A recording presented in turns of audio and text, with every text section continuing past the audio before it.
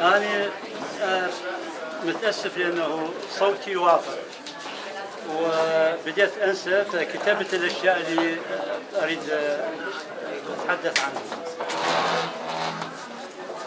أنا راح أتحدث الحقيقة عن يوم 21 كانون الثاني 1991 وتداعيات ذلك اليوم.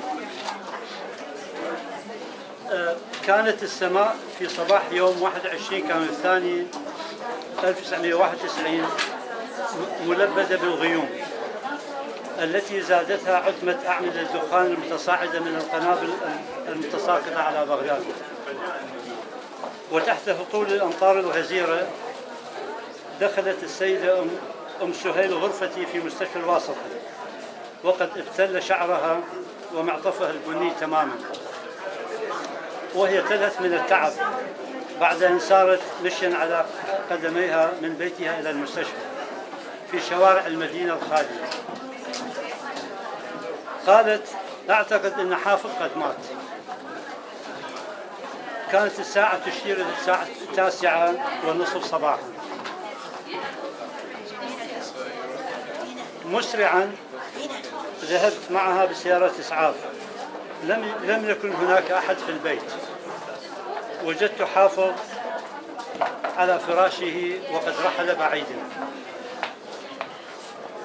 احتضنت يده اليمنى بيدي وشعرت ببرودتها. كان الصمت الذي جلبه الموت قد خيم في كل مكان. كان رهيبا ومؤلما. شعرت بظلاله علينا وأنا أقف بجوار السيدة أم سهيل. في ديسمبر كانون أول عام 1958 عرفني صديقي وأخي مظفر النواب على حافظ الدروبي الذي سبق أن التقيته عندما تقدمت بطلب عضوية جمعية الفنانين العراقيين التي كان هو عضوا في مجلس إدارتها. أصبحنا أصدقاء وتعمقت صداقتنا بعدما أصبحت عضوا في جماعة الانطباعيين العراقيين التي أسسها وقادها حافظ الدروبي. كنت منحازا لصداقته وله شخصيا ولا أزال، فقد كان إنسانا ينضح حبا لا تعرف الكراهية إلى قلبه سبيلا، نزيها عفيف النفس وطيب القلب.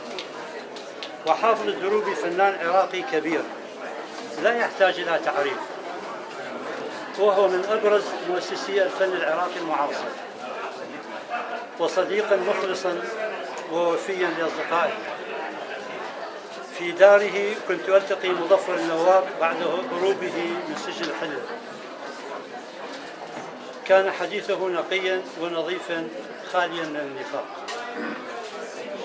نظرت إلى أم سهيل وسمعت أصواتنا نحن أصدقاء ومحبي حافظ تنساب من مرسمه، وكان صداها في كل أرجاء البيت. لقد كان مرسمه المكان الذي نلتقي فيه كل مساء وفي كل يوم، نأكل ونشرب ونتناقش بصوت عالي ونضحك بصوت أعلى حتى منتصف الليل دون الاكتراث لراحة عائلته الصغيرة. وكان قد شجع على شعور عدم الاكتراث هو الترحيب الحار لأم سهيل بضيوفها وابتسامتها الصادقة عندما تأتي بأولادها للسلام علينا قبل أن تأخذهم ليناموا. الأولاد سهيل ووليد الذين كنت أغريهم للرسم على جدران البيت الأنيقة والتي كانت أم سهيل تحاول الحفاظ عليها. لقد كان بيت حافظ الدروبي بيتا لأصدقائه، فقد كان بحق بيتا عراقيا أصيلا ونقيا.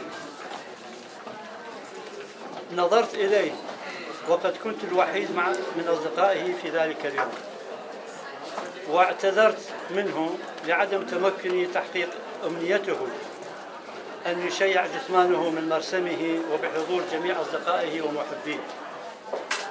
فقد كانت الحرب قد قتلت أحلامنا وقضمت من وفائنا.